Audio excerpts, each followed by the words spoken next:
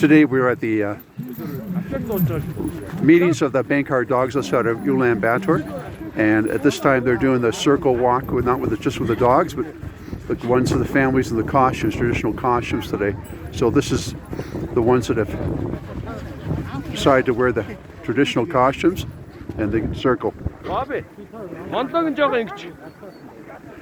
And if I'm mumbling a bit, it's because it's minus 25.